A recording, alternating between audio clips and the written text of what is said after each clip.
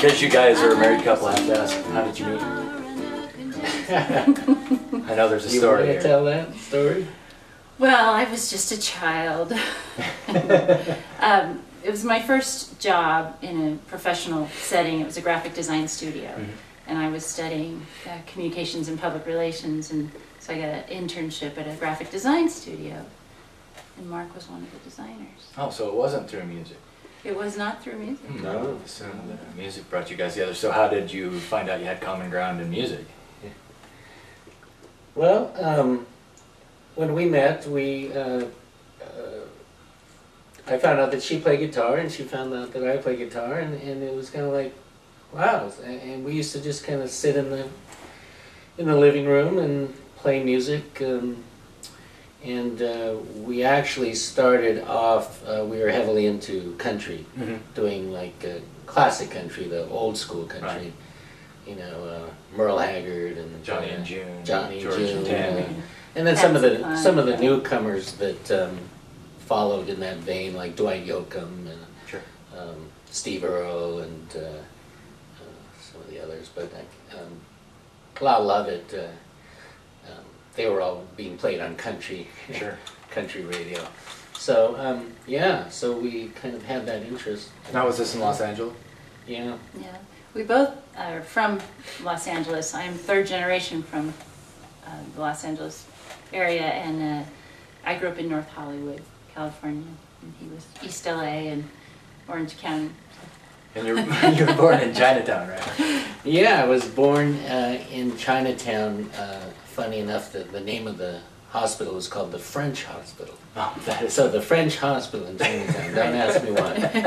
And did you live in that environment long, or did you move out into other parts of LA pretty soon when you were young? Yeah, actually, I was only in kind of that East LA area until about 4th grade, and then my parents decided to move to Orange County, which was culture shock in itself. It was and it was a good thing that we moved, because I was already kind of in a pre-gang situation with these kids. You know, we were already carrying little pocket knives around and setting fields on fire and things like that. So the move to Orange County was crazy.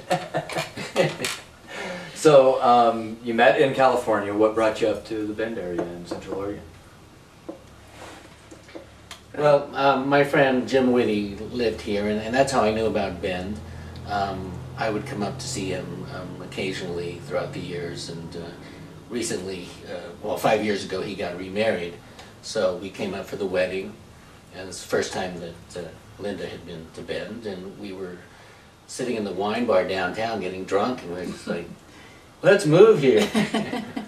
And you did. And we did. It was literally a whim. So that wedding was in September. We were in escrow in November of that same year. Wow. Had no intention of moving before. No, it's pretty dramatic. You know, we were very established where we were. I think a lot of people decide to move here drunk. So. Yeah. Yeah. We're still drunk. So what brought you to music then? I know that Mark says that music came a little bit later. There wasn't a lot of music around your house. No, I was the only one who. I picked up a guitar in junior high school, but I was a closet guitar player. I would just play in my room, and nobody even knew really in my family that how I could play, or how well I could play, or how terribly I could, you know. They just didn't know. I would just be in my room the whole time. What about you, Linda? What brought you to music? My family was very musical. My mom was a classical pianist, and my oldest brother was a heavy metal guitar player, or they called it acid rock then, right? And he was really very talented. He took lessons from Randy Rhoads. Oh wow, yeah. Quite right. And my other brother played guitar, and then I got guitar lessons in middle school, and I had been playing. My first song ever was A Boy Named Sue, Johnny Cash. And my brother taught it to me. So there was always music in my house, but very different kinds of music. Right. And you know, my middle brother was a real Beatles guy, and so it was interesting. And I stopped playing guitar for a very long time and just recently kind of started playing again. But I was a choir girl. I think you were a choir boy. I was a choir boy. Yeah. And so that was my real, Latin hymns. That was where it was at for me. And yeah, I did choir competitions and things yeah, like that. yeah. Gigs. Yeah, absolutely. That's right. But we could do harmony, I'll tell you. So you mentioned Beatles and things like that, and classic country, Johnny Cash. What other influences do you guys have? Well, in high school I was a big David Bowie fan. Huge, not fan, fanatic. Yeah.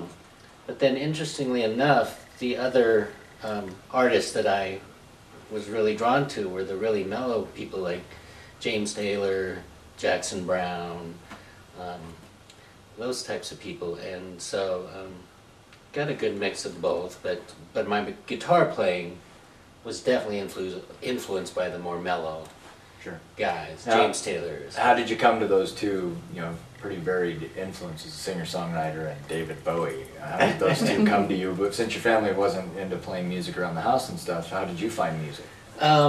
Really just over the radio. And my brother would buy some pretty cool albums, some not so cool. He was an older brother, and he influenced me a bit of what he would buy, but for the most part, I just remember hearing Space Oddity on the radio, and it was one of those songs that just caught me like, wow, that is such a cool song, different, and who is that guy? And from then on, it was just David Bowie all the way. Even to this day, I really admire him, how he's able to change and grow. He doesn't just stay the same. Yeah, and he's never been outdated. Right. There's never been a moment where Bowie wasn't cool. Yeah. That's right. What about you? Your influences and... Well, I consider myself musically deprived in high school because it was the 80s. Not a lot of us were deprived in the 80s. And I wasn't smart enough to kind of explore music on my own, so I was just kind of in a music, just with a flock of seagulls, and I was terrified. But, in the meantime, my brothers were listening to Led Zeppelin and a lot of classic rock, so that's what I heard most of the time. And I was learning, my guitar teacher was kind of a hippie from the 70s. I was learning Judy Collins, and I was learning a lot of picking, which was really nice. So I feel like my musical, I'm very inspired by old music, Patsy Cline, and I just have a real pull. It kind of speaks to me, some of the older music. I always say I was born in the wrong era.